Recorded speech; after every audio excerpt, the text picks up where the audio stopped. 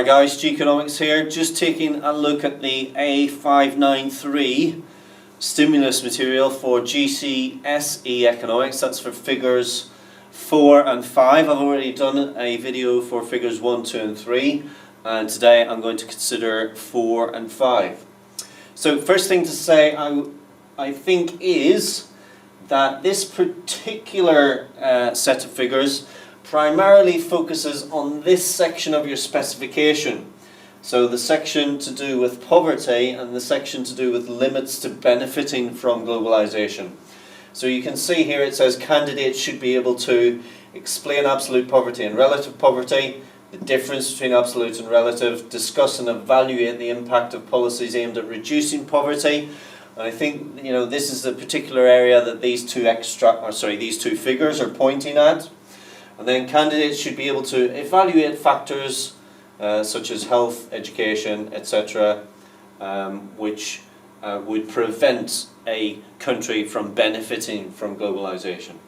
So if we now just take a quick look at these particular extracts, not a great deal in this one, although we've got obviously this figure of data here. So I think the things that you need to know would first of all be you'll need obviously to know a little bit about what debt relief is and what it actually involves, i.e. the cancellation or reduction in the level of debt held outside a country. So countries who have donated or lent money to these countries in the past, they have decided that they are going to either not call it in at all, so they're going to totally wipe the slate clean, or they'll call in part of the debt but not all of the debt.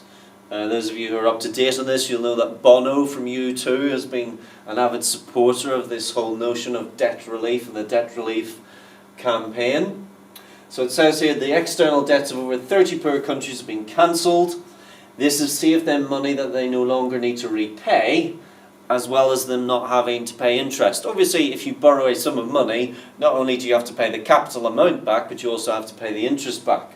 And the interest rate, number one, it can be very extortionate, and obviously that then adds to the enormous burden and the debt mountain that these countries have. It also means that these poor countries can reduce poverty, both absolute and relative. It's clear on the specification, absolute and relative poverty. It's clear here. So at a bare minimum, you must learn the definitions of absolute and relative poverty. And it goes on, by spending money on health, infrastructure, education in their own countries rather than using it to repay debts and interest. And obviously, this would enable countries to grow and to develop if they were able to build upon health, education, infrastructure projects, etc.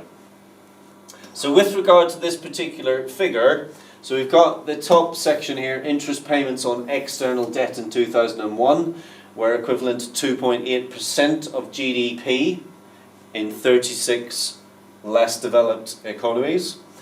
And then by 2013, it was 1.6%. Now, this could have come about in one of two ways, of course. First of all, we could say, well, maybe it's a smaller percentage because GDP has grown, and it is over a substantial time period. So even if the countries which had lent them the money, even if the lenders had said we're not wiping the slate clean at all, well, if GDP has gone up, then it would be a smaller percentage anyway. Or maybe it's true and these countries have said, okay, we're going to wipe the slate clean, or we're at least going to reduce it, and so the percentage that you have to pay us of our GDP is less. And then it talks about this poverty reducing expenditure. So that's the amount of money going on health, roads, education, etc. All of these essential for a country's economic development. And again, we would want to see an increase in that, so 6.5% of GDP to 10.4%.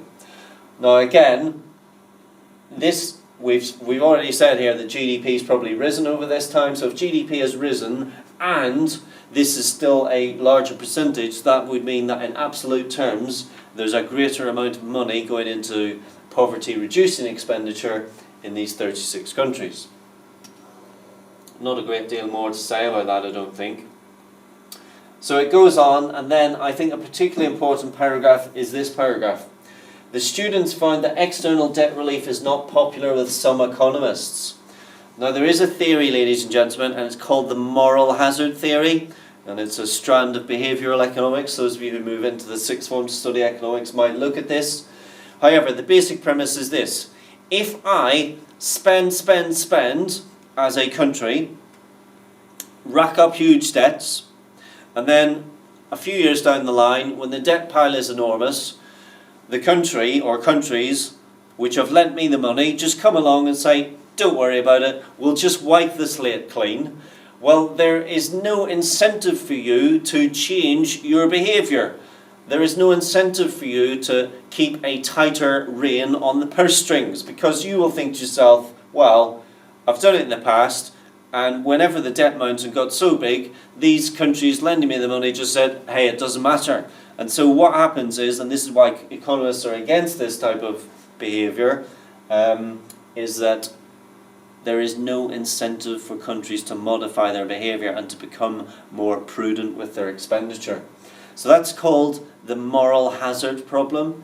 And at the end of this little section I'm going to do here on these two figures, I'll say a little bit more about that. External debt relief comes with some conditions from the IMF and the World Bank.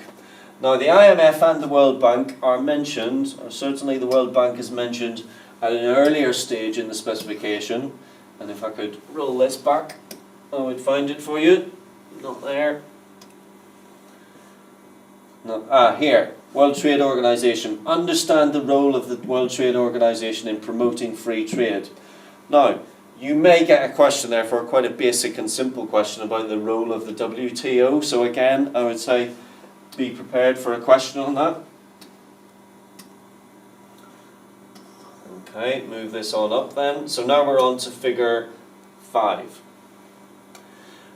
So figure 5 is primarily about fair trade and the fair trade scheme. I'm not going to go into all of this because you can read this yourselves. I think really in anticipation of a question or a set of questions on this, you again need to be doing a little bit of research about fair trade, but also not only fair trade. If you look at the specification, if I just bring that up and we go down 2 pages to where we were, or maybe 3.